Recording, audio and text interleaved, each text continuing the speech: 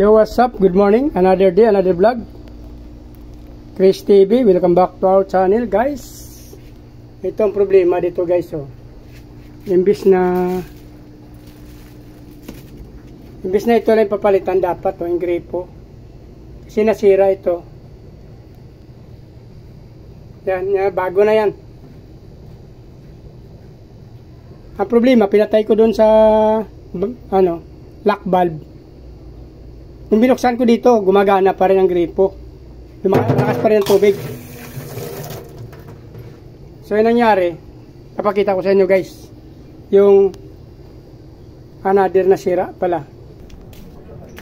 Ito nangyari dyan, oh. Yan, oh. Nagpalit pa ng lock valve dyan. Ito, lock valve. Pinalitan pa to, guys. Kasi naka-off na to kanina. Pinantay ko na yan. Nakasarado. Pero nung tinalas ko na yung gripo doon, ang lakas ng tagas. Kasi nga sira pala to, hindi na siya nagsasara. So ang nangyari pa rin, once na may nasira at ginalaw mo dito, pati ito nadamay. Kasi nga ang bakal kinalawang. So pag ginalaw mo na, yun, naglabasan na. Nasira na rin ito, natanggal na rin yung thread. Itong isa hindi na rin gumana. So nagpalit pa ng isang ganito tsaka isang nut na malaki. So balit dahil sa gripo nagpalit ng lock valve tsaka dito yung dalawa pa, tatlo. So nagdagdag pa yung sira. Napalaking gastos. Akala ko hindi na ako gagastos kasi may reserba akong gripo.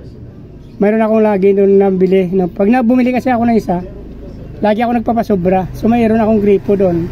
Bukod kasi sa mga karwas ko doon sa kabila, mayroon yung binibili ko sa aking mga karwas na gripo, yung may mga lock, yung pwede siya i-lock, lagyan ng padlock.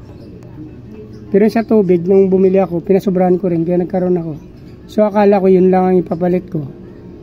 Wala nang gagastusin.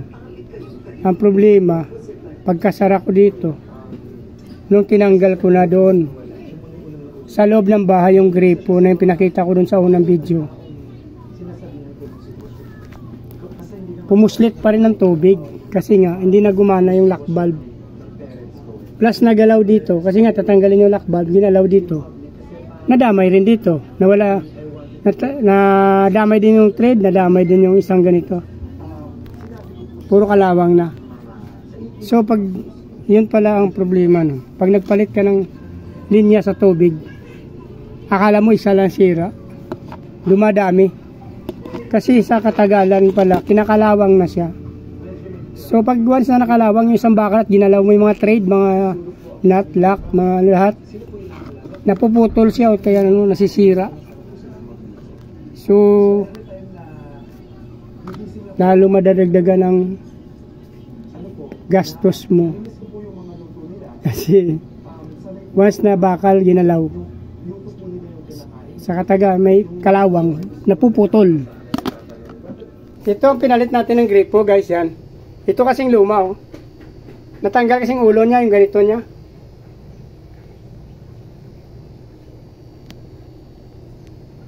Nasira ng anak ko. May reserba ko ito.